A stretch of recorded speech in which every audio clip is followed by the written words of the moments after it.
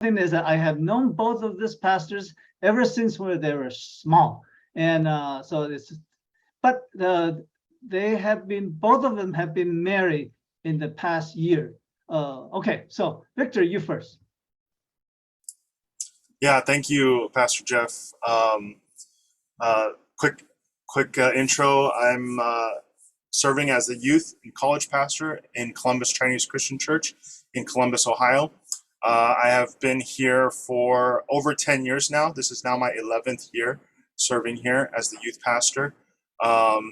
Additionally, got married at the end of May, so I'm right around 2 months married. And yeah, fun fact, I love hunting. I don't know very many Asians who go and hunt, but I bow hunt for deer. And that's something that I started up when I came to Columbus. Okay, Joshua. Hi, everybody. My name is Joshua Ong. 我叫王宏. I grew up in Phoenix. I have pastored from California to Arizona to Columbus, Fort Worth, New York, and then now back in Dallas. So I have the privilege of actually being the young adult pastor to Pastor Jeff's son, Michael. And so, me and Victor are really, really good friends. And we have been friends for a long time. All right. A fun fact for people who are attending, the average stay or average the length of a youth pastor in America is 2 years. That's about. And so they always tell the young youth pastors that don't even sign your lease contract more than a year, because they may not be there.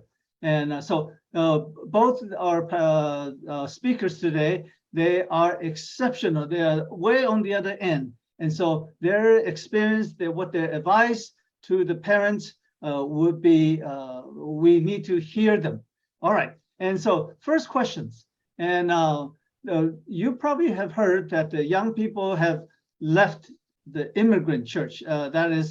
This is speaking both for the Korean, the Asians, and all other churches, Asian immigrant churches. But they rather stay, they rather go to other churches, about half of them, and even a lot of them. But then we are a lot more concerned about the young people, our second generation, that stop going to church because they have lost their faith. Victor and Joshua, what do you have to say? I'm going to defer to Victor first. I'll answer second. I think this is one thing that we need to talk to our kids about more, and be open to the possible criticism that might come. But what I find is that a lot of teens leave immigrant churches because they don't see themselves as immigrants anymore. There's a lot of things that are changing. A lot of your kids see themselves more as Asian American than they do Chinese or Korean or Japanese or whatever other Asian country you might come from. So I think there's a lot that has to do with this picture in leaving an immigrant church. One of the major topics among Korean churches, and I've seen among a lot of Chinese churches, conversations, especially in California, there's a lot of conversations about spiritual or ministerial abuse. And so this has been something that has been talked about more so nowadays, but especially in Korean churches. We have a lot of Korean friends who in ministry are pushed around and mistreated and overworked.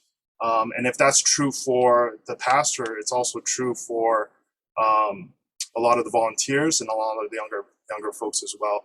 And so those are some of the reasons. Of course, there are many others, and I'm sure Pastor Josh and I will go back and forth about it. But those are a couple that come off the top of my head. Okay. Is it okay? Would it be okay if I code switch? Like, What do you want to do? If I code switch, if I speak a little bit in Chinese, because I think there was a question Sure. that said tonight's isn't in Chinese. Okay, yeah, you Yeah. you certainly can switch. Yeah. OK，yeah，我的中文还不错，可是不是如果说错了，请你们多多体谅。OK，虽然我长得很像华人，我是华人，我是华侨，可是我不是 immigrant，right？我虽然是 immigrant，的华侨的孩子，可是我是亚利桑那州人，所以。我在 immigrant church，我是第二代在美国长大的孩子，所以我在中国人的教会是因为我很爱中国人，然后我也希望我们的家长有他们到了年长的时候，他们还有一个教会，就是说我们年轻一代的开始养下一代的。特别是在教会里面，我们很多家长在自己的家庭里面都会觉得说这是理所当然的，对不对？就是说，以后孩子来照顾爸爸妈妈，那在教会其实也是一样所以他们会开始离开。我觉得失去信仰其中一个原因是因为在家里没有看到一个活生生跟神的关系，so 所以这个就是说。我们在家里面可能说一套做一套，我们可能有不一样的标准。我们希望我们一直灌输给他们的就是说，你要追求的好好读书，你功课没有念完，你今天功课没有写完，你就不能去 youth group。你今天什么什么什么没有写完，你SAT 没有考够高。的分数，你就不能去退休会，你就不能去冬令营，你不能去夏令营。那这些就慢慢就变成说，我到了大学的时候，我的功课没有写完，我就不需要去教会；我的 project 没有写完，我就不需要参与教会。那所以这个从哪里来的？如果你问他们，他们宁愿 socialize， 他们宁愿来教会，宁愿跟他们的朋友在一起。所以有的时候这个是不知不觉我们追求美国梦想的时候。却让孩子感觉到美国梦想其实比追求基督徒、追求基督、追求国度更重要。那所以这是一个陷阱 ，It's a trap that the devil gives us。魔鬼给我们的陷阱就是说，梦是睡着的时候才会发生的。Right? So God is trying to give us a reality。神要给我们的是一个真实的一个跟他的关系，却不是一个梦。So they prefer to attend other churches。他们会去其他的教会，是因为like Pastor Victor said, they understand they're not immigrants, they're American。如果你的孩子在 Columbus 长大，they're Columbus people, they're not Chinese。So going to another church, they don't have to be Chinese. They can just be American, just like everybody else. So, yeah. But yeah. Okay. Victor, did you understand? Yeah. Oh, I think going off of that， 抱歉，我中文没有跟 Pastor Josh 好我听得懂，可是讲的时候不太好哈。Yeah, I agree. For a lot of your kids, there's a lack of continuity, a lack of consistency between church, between home, between school, between work, and so and all of life. And so it's not just a spiritual difference in how we show or how we live out gospel life, but there's also a language difference. There's a cultural difference.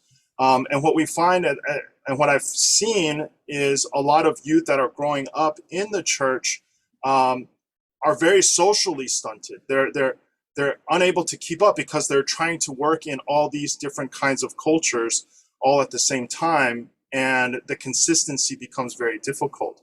I think it's even harder to say, well, the things that we do are Christian, the things that they do are not Christian, or that these are the Caucasian Christians or the American Christians are different than what we do, and and not they have trouble navigating through all that. And I think that that becomes a very difficult thing. Well, let me ask hopefully this is a lighter-hearted questions. Many parents would that says we need to have we need to get youth pastors because we are not our kids are not being spiritually fed.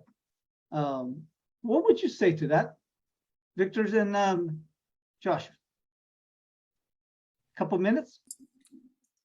I defer to Pastor Josh first this time. Yeah, we Okay. hired youth pastors. You guys are supposed to do this for us. Yeah, I think the answer is yes. But it's you get what you pay for. In life, that's just the way it is. I think there are quality youth pastors out there, but a lot of times, I think having to want a family. Sometimes youth pastors aren't being paid enough to be cared for. And I think what youth pastor should really include is that you're actually a pastor of the church that's in charge of youth and family. So parents, I think part of the hardship of parents is that, are you willing to submit to your youth pastor? Do you recognize them as a spiritual authority that the church has called them to be a pastor? And then are you willing to submit and say, okay, let me try what this pastor, even though he's younger than me, and may not have kids, but he understands and speaks the language of your kids while on the side of Jesus. And so I think how the youth pastor can help is help bridge that, to help the older generation and younger generation see that there is wisdom in the elderly. Age does carry wisdom. But for, I think, to model that, a lot of it is the parenting. So I think how could the youth pastor help is, yeah, you should hire a youth pastor. You should hire a good youth pastor, and not just to, hire a good youth pastor that is willing to coach and teach the parents how to be parents to immigrant children, to be parents to Americanized, ABCs or yeah. So yeah, I think it's important that the responsibility is to work with the youth pastor. The youth pastor is to equip the parents so the parents can model discipleship at home. Because I'm doing college young adult right now, but if I only see the youth kids maximum 3 hours a week, you see them much more than me, but we have to be on the same team. And so that's where it's parents, are you willing to submit to your youth pastor when they say, hey, maybe we try a different method of communication? Are we willing to say, okay, well, let's try it? Victor, what do you think? Yeah, I think that we have to remember that discipleship belongs to the parents first. You are their first discipler. You are their primary discipler. And the pastors come alongside and help. We'll come alongside you to help that. This week, I was actually thinking of what youth ministry started as, and a lot of time it was for orphans. It was for kids who didn't have parents, and of course, then the ministry and the youth pastor and other families would come alongside and raise up these younger ones as well. But I would say this, I know Mike McGarry. I've met him on multiple occasions. We've hung out together. So you see the quote there. And one of the things he talks about in his book is that Jesus was likely leading a bunch of teenagers. They didn't have to pay the temple tax. Only Jesus and Peter had to pay the temple tax. And so the disciples are actually quite young. One of the things Mike McGarry talks about is the importance of the well-trained youth pastor and youth volunteer. It's so important, parents, adults. It's really important at this age for them that you know and have been discipled or are being discipled in that process, but also that you're to a degree mentally prepared to take on the difficult questions, the hard things that maybe you never thought of, and they're asking questions that you've maybe never even heard. And Mike McGarry has said this on a couple occasions, but the youth ministry needs the most well-trained people. Adults, you can kind of forgive each other if there's differences, but kids, they're able to forgive a lot, but it's really important to catch them at this time, especially as their spiritual development is growing. Don't just throw anybody in there. Let's train up and let's work together on this ministry because it's that important. I know that this deserves a lot more time, but then just for some of us that they don't have the churches that don't have youth pastors, or they don't even have somebody who is helping. What would you say? What could they do? I would say a big part of if you're in a youth group or in a church that doesn't have a youth pastor yet, and doesn't have the ability to hire or hasn't found one, I think a lot of it you can learn through your parents, and the parents have to be willing to share their vulnerabilities and how they lean on Jesus.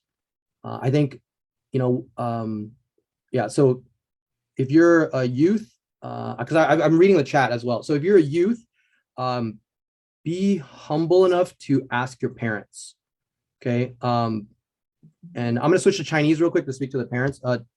在座的家长，你们可以，如果你们没有青少年传道，没有青少年牧师，你们可以用你们自己的信心的经验，你们信心的考验来告诉你们的孩子，你们跟神怎么亲密，怎么有亲密的关系。我们常常跟孩子讲的就是教他们好好读书。可是如果我们可以多分享一些神在你生命当中所垂听你的祷告，今天爸爸为这个事情祷告，那神垂听了我的祷告，所以神是垂听祷告的神。今天妈妈什么什么什么，我们这些东西，我们如果跟我们的孩子分享，这个就成为最好的这个根基呀。所以虽然还没有青少年传道的话，这些我们可以分享一些比较正面的一些分享。那神在你的生命当中在做什么东西？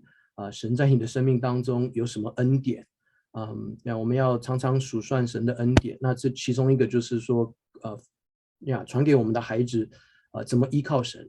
爸爸最近工作很忙，妈妈最近工作很忙，这比较烦。可是我们继续仰望主，我们继续什么什么。Yeah, so I think that's a big part of it. 就是说，要多多跟我们的孩子分享神在我们生命当中的作为。Yeah.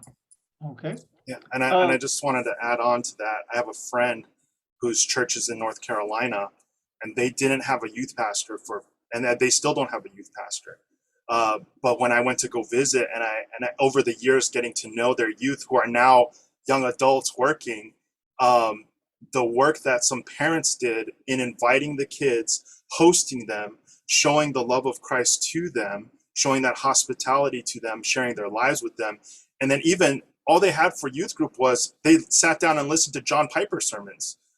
It wasn't as though the parents needed to teach. It was sitting down, working their way through scripture, praying together, loving one another, and sharing their lives with these kids that they grew up in with such a beautifully strong and faithful faith. And so, yeah, just to also reinforce and echo what Pastor Josh was saying to the parents as well. Your life shared with your kids, and kids, your willingness to have the gospel enter into your life through your parents. There may be some cultural differences, but allowing them to influence you spiritually is very important. Your agreement, your will to do that is vital. Amen. If I could just interject that none of no parents, one day when we meet the Lord and none of us could say and use it as a defense, say, hey, I did not, my kids strayed away from God. It's because when we were in the city, a little small town that we didn't have, our church did not have a youth pastor.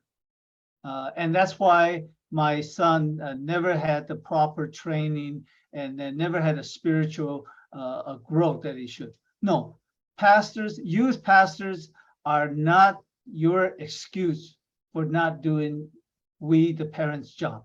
But having a youth pastors, it can be a great help. And this is a study by Barna. Barna is an organization, evangelical organization that study what's happening to our young people. And it says 5 top reasons the church drop out, and says that they stop attending churches. And this is the young people just soon after they left home. And so they said, I moved to college and I stopped attending churches. Most of them said that. Many would also says they don't like their church because they're judgmental and hypocritical, and they didn't have any friends in church, and they disagree with the church stance on politics and social issues. And some of them just simply said, I'm too busy. Josh and Victor, take on the. Yeah, What go do ahead, you think? Victor. I was gonna say you have the young adults, so maybe not, you might know a bit more. But one of the things I see here is, again, this is not just a picture of Chinese churches or Asian churches, though in some cases it's exacerbated or it's even bigger in our context.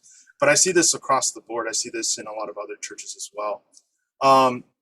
One of the things that I would speak to is, one, the COVID situation and your kids having church friends and your unwillingness, I'm not speaking about particular parents, I'm just saying abroad, parents unwilling to have their kids meet up with other kids to grow that friendship. I know last week that was talked about quite a bit, but the COVID situation has really broken and distanced a lot of friendships. We in our church have had to try to spend the last year trying to rebuild a lot of the friendships that were disconnected during quarantine, during COVID, and during the shutdown. So I would encourage the parents to prayerfully consider how to move forward in helping your kids build better friendships with other believing teens. The other thing I want to say is, one of the things we need to recognize is that there are stages in your child's life, and adjusting to those stages is very important. And so when they're younger, you can tell them what to do. A lot of parents feel like when their kids get to preteen or teen, their kids start to get standoffish. Well, it's pretty normal, and there's a lot of reasons for that. I don't know if we have time to get into them today, but because a lot of parents still treat their teenage kids as elementary kids, telling them what to do, and like in some ways scheduling out their entire lives, the kids often aren't taking on faith for themselves and really wrestling it for themselves and making it their own. It continues to be parents' faith. So when they get to college, Mama Baba 不再推我了. My parents aren't pushing me anymore. 我爸爸妈妈不拉我了. They're not pulling me anymore. And so if this is the case, when they get to college, freedom. I don't have these pressures. I don't have this tugging and pulling me along. And of course they're going to stop because it's not their parents' faith anymore. It's not even theirs. It wasn't theirs to begin with. So that's part of the difficulty. Josh? Yeah, I think moving to college, it's and stopped attending church.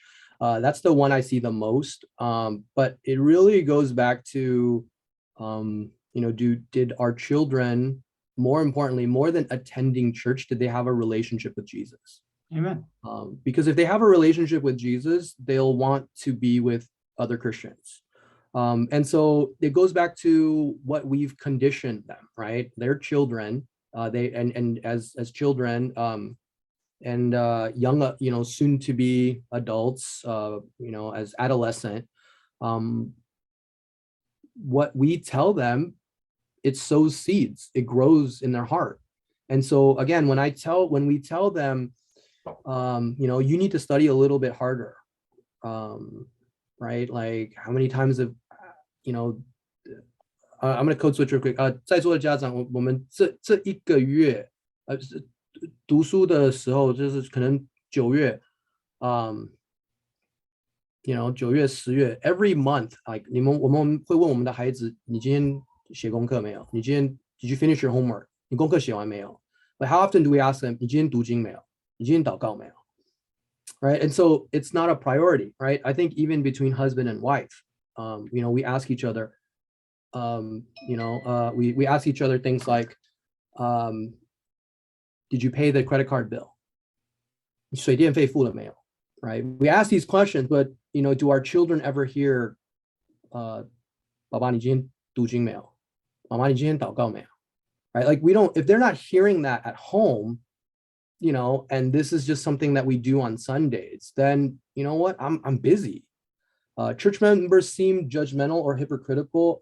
I think a lot of that goes to, we talk about the rules of God a lot, but I think the love and grace and mercy and kindness of God is sorely missed in a lot of Chinese churches because we're a shame culture. So we expect our children to be perfect. But I think it's allowing our children to make mistakes, right? It's allowing our children to make mistakes that are not permanently damaging to us. But a lot of times that's why the church seems judgmental, because the world lets them make mistakes. Oh, it's okay if you make a mistake because you're human. To err is human, right? So I think there's a little bit more grace that needs to happen when people make mistakes, because we've all made mistakes. That's the beauty of the gospel. The gospel is for sinners, which I am one of them, and that's why I enjoy it freely. And I think the political issues is this: do Democrats need Jesus? Yes. Do Republicans need Jesus? Yes. Do libertarians need Jesus? Yes. Right? I don't, like we can go further and further. Whatever political party, everybody needs Jesus, and everybody is longing for social justice. But true justice comes through Christ. But I think that's the thing, is that we're divided on unnecessary points. Right? I'm a young adult pastor right now, so 我现在是在这个已经毕业的已经出社会，已经在上班了，所以常常他们跟家长吵架的时间 ，like 23岁到29岁，跟爸爸妈妈吵架的，就是说因为他们是民主党，然后你 why did you vote that? Like how could my son be so blah blah blah blah? Like, we don't need to die on this hill. 我们不需要为这个以纷争. All right. So work responsibilities. Again, I think that one is when we see parents like, oh, I have to work overtime, and so I can't go to church. Oh, I worked overtime, so I'm too tired to go to church. All of these things start saying, okay, I can prioritize work. All right. I can prioritize schoolwork. I can prioritize my job because that's what I saw at home. And so, so parents, I know this is a big responsibility. 这个好像压力很大，可是 like 像Deacon Paul 刚刚讲的，就是说 Deacon Wu 刚刚讲的 ，right？ 在神没有难成的事 ，right？ So we got to rely on God, rely on the community, rely on Jesus, rely on each other. Victor? Yeah, I very much agree. I think the hard part for a lot of younger people too is that they're starting to do their own research on a lot of stuff. They're starting, and the hard part is some of these are true, some of them are not true. Teens, some of your faith is built off of TikTok faith. Like, it's not solid. So sometimes when you're judgmental towards your parents for being judgmental and for being hypocritical, that's not necessarily fair, right? And then I think on the other side, Fumu, your political views and your stances aren't Christ and aren't gospel, and we need to be careful of that. The idea that kind of the Christian Republican conservative picture, we need to be careful of that. Not to say that there aren't things that align. And talking about the issues are very, very important. But just because they're Republican and we vote them off because we're Christian is not the gospel. It's not treating these issues for issues as they are. We're treating them politically rather than with gospel and spiritual conversations. And so, and your kids will bring up challenging things. I hope that you'll be willing to listen to those challenges and to work through them prayerfully together, so that you're walking in Christ and seeing the gospel displayed in every part of your life, and that picture and how you all live. And the last one, that my work responsibilities prevent me from attending. If that's true for you as a parent, that's going to be true for your kids. If you got that suburban house and you all are super busy and you're hustling, and you don't have time for church and you're not making that a priority for your family, your kids are learning that. They're going to say the same things when they get to college, when you're not in their home. My time, I just don't have time for it. And so they're learning those things from you. And so be mindful of those as well. This is not part of what we planned. You want to tell us a little bit what made you different?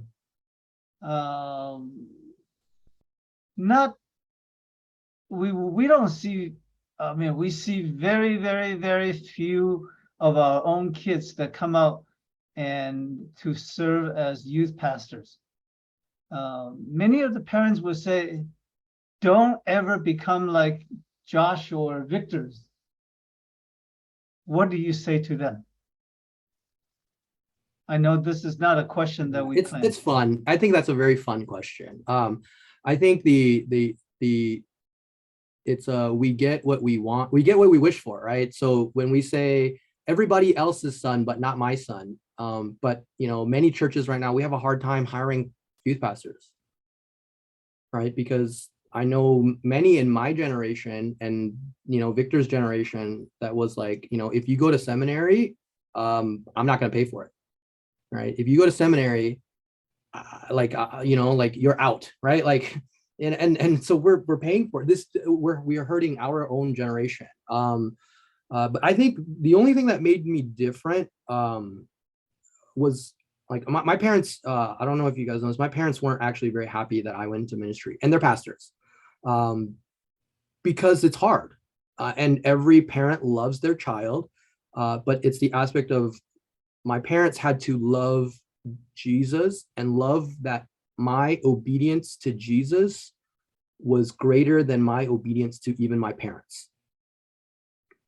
So my obedience to Jesus must be greater than even to my parents, as long as it's not in sin. Does that make sense? So it's I think the aspect, yeah. So that's and I have to be willing to say I want to follow Jesus and follow Jesus all the way. And yeah, so I think that's the difference. And my parents, they prayed for me a lot, and they told me all the time they were praying for me.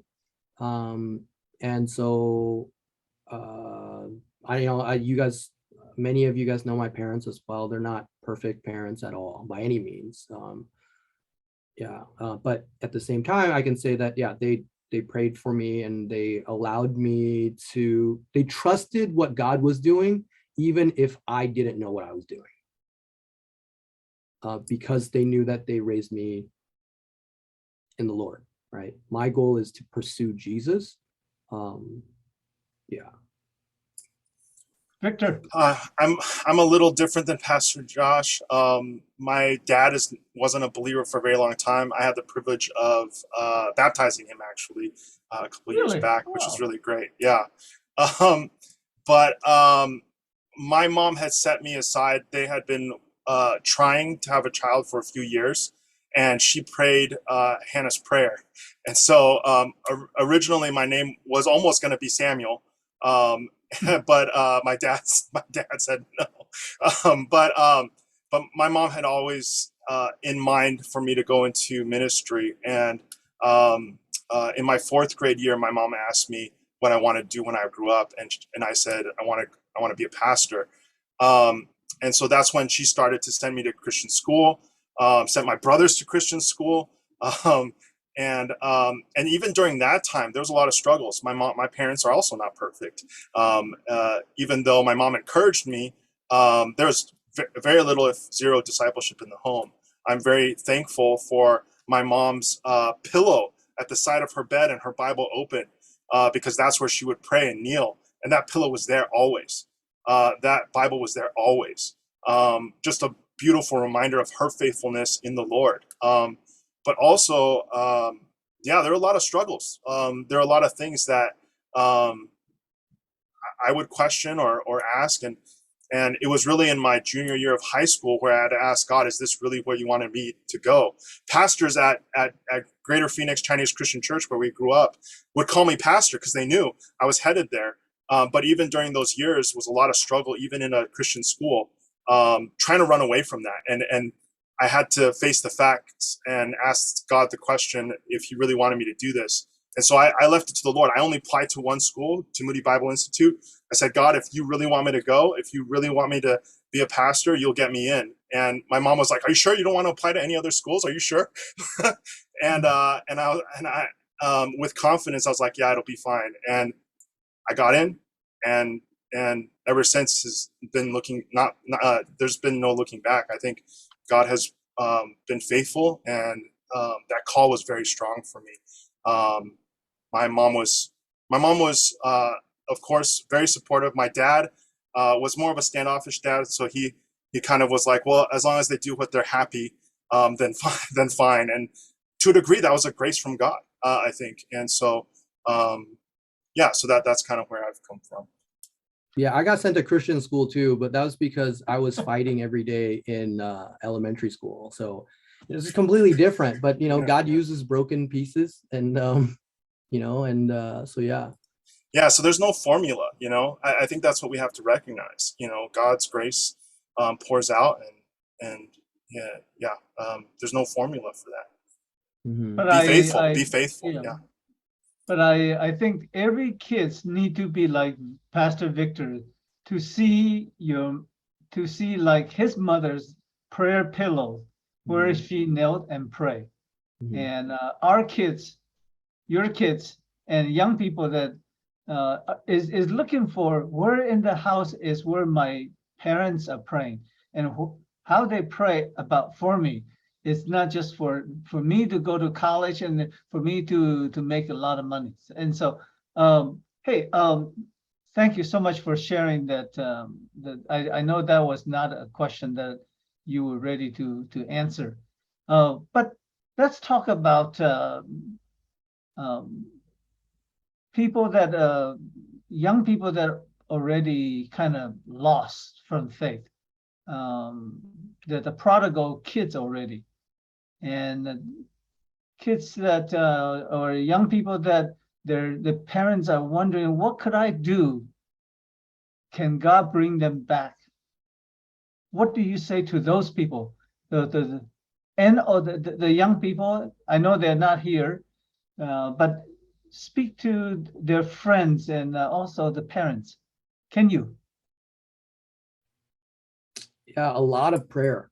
A lot of prayer. So like I've seen it lots of college students who walk away, and then later on in life they come back. So even in my own friends, sometimes it's when they have a kid, that when they have their own children, and then there is what am I supposed to do with this? So I remember my parents brought me to church and I turned out okay. There's that out of necessity. But I think some that I've seen is when the parents actually pursue their child as a non-believer, right? I know we all have like Chinese churches, we love evangelism programs, right? Like, oh, we have like, I've heard of like, oh, happiness group. I don't know if you guys have done happiness group, right? I've heard of like, like celebration Sunday, celebration, like we do all of these things to evangelize, but we do none of those things to evangelize to our children. And I think it's sad, right? Like, it's like, we'll have birthday parties. Oh, we're having a birthday party. Oh, my child is whatever. Hey, 我的慕道友朋友, please come and let me share with you Jesus. Are we willing to say, hey, son, where do you, daughter, children, like, you're graduating. Where do you want to go on vacation? Right? Like, let me go on vacation with you, right? And in this aspect, pursue them.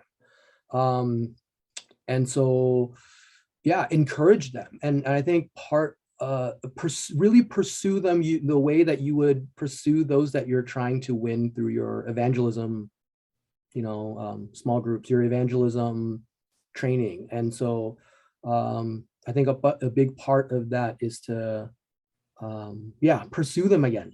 Like, how can I be praying for you? I work must be hard, and yeah, like if you need wisdom, we're here for you. I think it's the being reminded of, instead of just the prodigal son, we're always reminded it actually should be called the parable of the good father. Amen. Right? That the prodigal son goes and does a bunch of crazy things and the father runs and embraces him. And I think, sometimes parents, we speak in anger. And that's why scripture tells us to be, slow to anger, right? Quick to hear, quick to listen, but slow to speak, slow to anger. And so this aspect for us is to not blow up. If they come back with earrings, they have earrings. They can take them out later, right? Like if they come back with the tat, it's a little harder, but I think it's just to love them and pursue them the way that we would love and pursue anybody that's lost. I think that's where I saw the difference. And we're reminded in Romans, it's God's kindness that leads people to repentance. It's not his anger. So, yeah. Yeah, and I think on that note too is this, I think parents like pursuing them with the mentality of you're reaching their heart, and withholding the judgment of their actions and their behavior. They have to be responsible for those things, right? But I think sometimes parents, we assume that our kids are believers and therefore they're going to behave a certain way. And pursuing them like you would pursue your neighbor who you don't know, who's maybe living a very, very anti-Christian lifestyle. How do you love them well? How do you care for them well? Even as they're treated, and Romans, right? That we are to love our enemies. Sometimes your kid can feel like an enemy. I know we say that they're blessings, they are, but sometimes they can feel like enemies. And learning how to love them well really is putting hot coals on their head that they can walk away blessed by you, and they don't have to be Christian to be blessed by you. I think that's an important part in loving them well. Jeff, I didn't share with Jeff this story.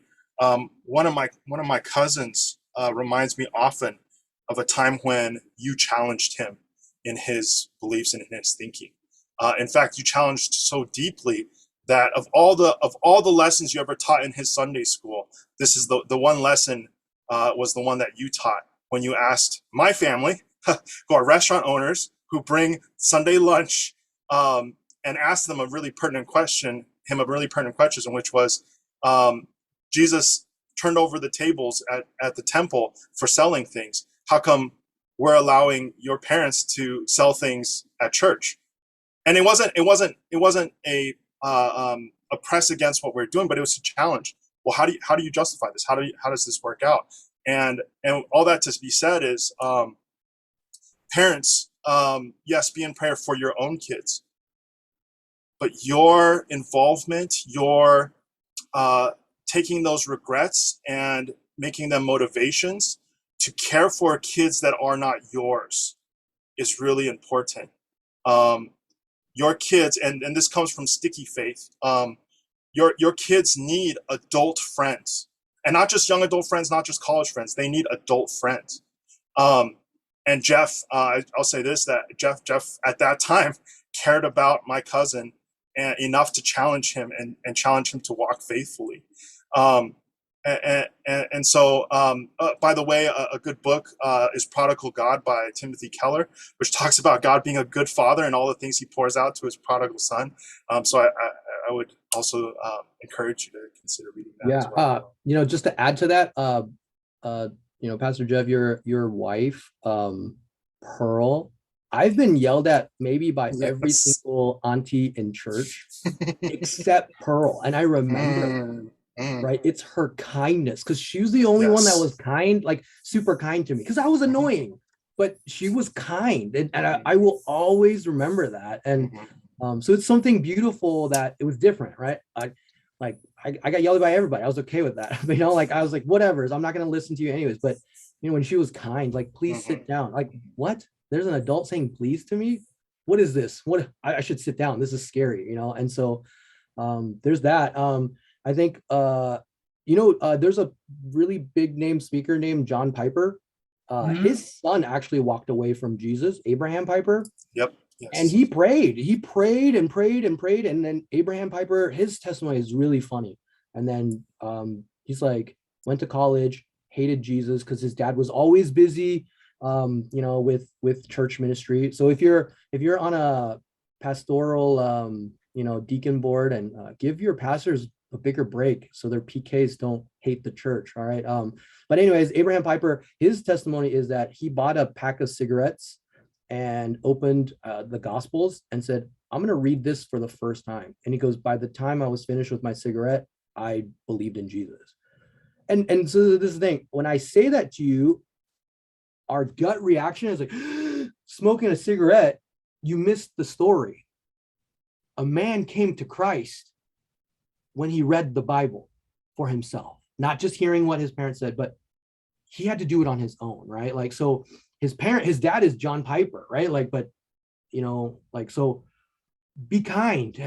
People have a journey, and, most mistakes are short-term, but if we are overly critical, sometimes it becomes a permanent mistake. And so, let's be more gracious and pursue them. I think Abraham Piper has his testimony. I'll find it. I'll send it to Pastor Jeff, and Pastor Jeff, you can send it out to them as stories about prodigals that came back later. Okay. For all of our listener audience, we are committed. We are committed to help you and to see your teen growth, and we have a very soft spot in all our hearts for our young people who have walked away from their faith, and we and the ministries involved, we are determined to help the parents of prodigal kids. So stay with us, and we have more, and that's what we do. Wow. Thank you for sharing. I know when I was younger, I still probably is, whatever I said in church really hurt some people. That and Victor, and please tell your cousins. I think I remember what I said. Yeah. It wasn't hurtful, and it was encouraging because you turned it around. You shared with them the gospel. You shared with them why it's okay to serve food at church, and they just remember that it was grace giving, challenging, right? That they weren't just comfortable in their seats as Christians. And so again, I really for people who don't know, later on I went on to teach and shared a lot of the time in the churches around the world about your families and your cousins who sell boba tea in the church and to raise funds for mission funds. And so please tell them that. Okay, alrighty. I think we will pause here. If there are any questions, and we'd love to open up to hear. And you probably already read, and then Victor and Joshua, if maybe you can answer some of the questions. We were allowed 15 minutes for question and answer, and then we will ask both Victor and Pastor Josh to pray for your kids, pray for parents, and pray for the youth who are attending today. Yeah. Any questions? Now is a good time to answer. I enjoy being a disc jockey. Yeah. This is fun.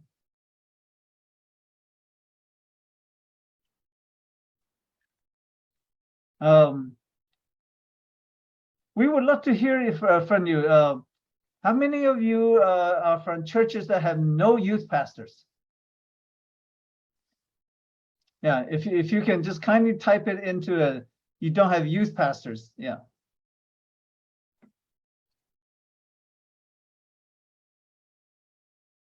Victor and Josh, and how much do you guys get paid? No, don't answer that. Don't answer that. Yeah. Yeah. So, and I know for a fact. Larry Jeff, I saw the room chat. There's one question. Both pastors, would you provide some already available resource to help parents to coaching and evangelize our children? Yeah, there's one question. Okay. Those are the resources that, yeah, how to raise your kids. Yeah. Yeah, and unfortunately, I think the hard part is there are some resources, I think, generally for evangelizing, and there are some good articles. For instance, Rooted Ministries is a organization that a retreat I go to, and as well like a resource. Rooted does a lot of material for parents, so I would really suggest that. I'll put up the website here in a little bit. But I think there has to be a mentality shift, and that's more important than necessarily like reading the books. I mean, I think the books are very helpful, but this mentality of my kids need the gospel, my kids need gospel grace, my kids need love more than best behavior, more than a successful life even. And I think that mentality shift is starting there is very, very important. So my challenge is this: if your church has a English sermon time, English service, and your Sunday school is at the same time as your children's English service, my challenge is that once a month, go to their service, so you have something to talk about with them at home. That's always my suggestion, because you can go to their language service, they can't go to yours. So I would say a big part of that is that then it helps you as well. Like, oh, okay, well, hey, the pastor today, oh, your pastor said today. Like, oh, how can mom do this? How can dad do this at home this week? And how can we encourage each other to do this? And how can we do that? Does that, that's a free one, right? Like if you already have an English pastor, but if English service, so once a month, go visit the English service. Yeah, that costs you nothing but your time, and you're already at church anyways. So, and one of the beauties of some of these churches is those set services are staggered, and so being able to go to that service, talk with your kids. Currently, we put up questions in English. I put up questions in English service for congregants to take home and to talk about them at home. we started to position our services to preach in the general same area. Right now, our church is going through the book of Acts. And so parents can talk to their kids and ask questions. But picking off of Pastor Josh's is ask questions. Ask questions of your kids. I think a lot of times when you're having conversations, they end up being like lectures. And asking what your kids really think and being careful, right? Not to judge quickly, but asking more questions to investigate more, understand more, and acknowledging the good things that they are saying.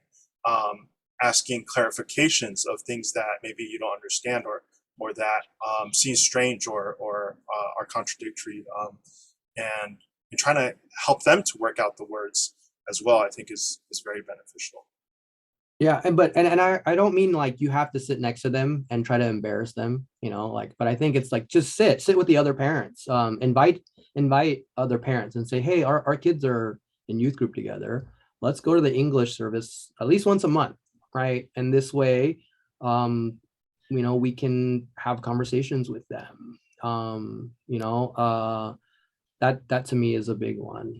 We have a question here. As a youth pastor, what is your biggest challenge that you're facing right now? I don't know, Victor, what is your, I'm dealing with college kids more, but yeah, I guess they're kind of youth, but Victor, what's the biggest? Yeah, so like, I guess some of it is like what's personally, right? I think Josh and I have talked about marriage a little bit, and like, that's one of the challenges we're working through, because I think we grew up as like hardworking restaurant kids. And so going into church was also that. And so switching over to married life and trying to prioritize that time, I know has been a really big challenge for me. And guess what? Your kids are learning the same stuff because, your kids are also being pushed in their time. Maybe your kids are going to bed super late because they're just so overburdened with stuff. Learning how to rest well, learning how to rest in the Lord well for ministry has been a huge lesson that I've been trying to learn, especially recently dating and now into marriage. And this is not laziness, but it's good and proper rest and trust in the Lord while being faithful and responsible in the task that I have. I think too is there's a push and pull between parents and youth ministries, where the reality is like youth pastors want you, parents, and even parents who are empty nesters or parents who are retired, to enter into youth ministry, to partner with the pastor.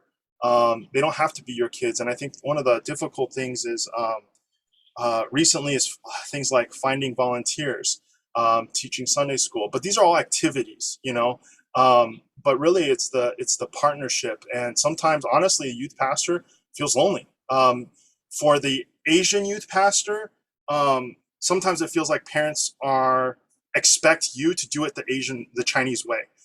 Oh, you're the youth pastor, you should know this, so you should push this with our kids. And then the Caucasian pastor is kind of like, well, you don't know our culture, so just take care of the kids, and we're not going to talk to you about stuff. So there's this kind of cultural pull there, I think sometimes is in the mix, that can be difficult. And I've learned a lot of lessons from Pastor Josh over the years. When somebody says, hey, pastor, this is a great idea, I think we should do this.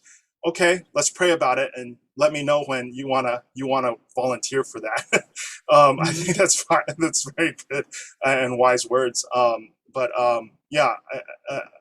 So some of the other challenges are like, man, my heart breaks. And I hope you know this. I hope parents, you'll know this. Kids, you'll know this too. But my heart breaks when I hear of kids walking away.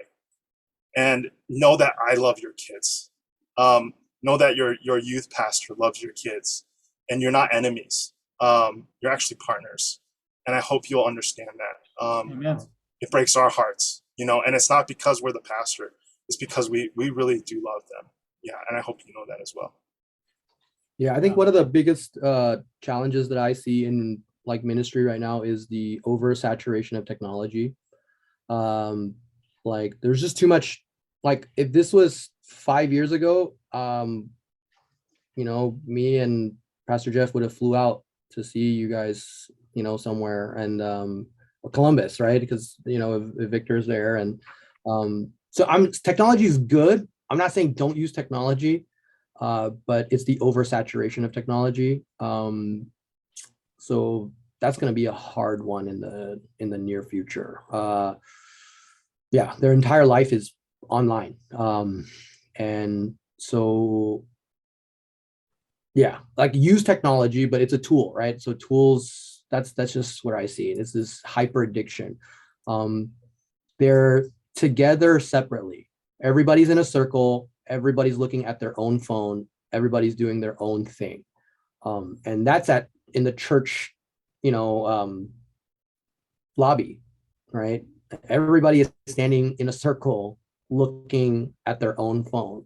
And that's hard. That's really tough. And then the depression that comes with it, because they're seeing people have this, people have that, and they don't. So social media, those are some of the things that, yeah. Yes. Yeah, instead of being a tool for building community, it becomes a substitute for it. And we're online playing video games together. That's a kind of community, right? And the reality is it's not. It's an activity they're doing together, but they're not really growing to love each other well. There's teamwork involved, sure, but it can often be that addiction level, or that to that point where it's not a tool, it's a substitute.